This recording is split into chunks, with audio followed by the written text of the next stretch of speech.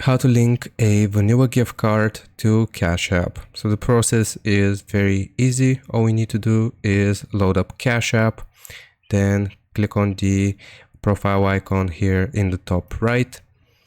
Now here we will scroll down until we see the section for linked banks. If you have any debit cards linked here already, it will show you a list. However, I have none, so I'm just going to click on link debit card.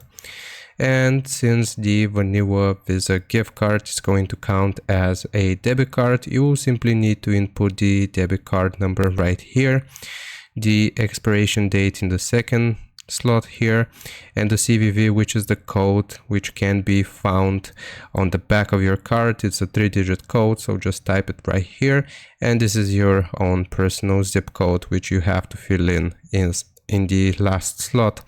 So after you have input your vanilla Visa gift card information right here into Cash App, you will simply click on link card, and that's how you will add the vanilla gift card to your Cash App.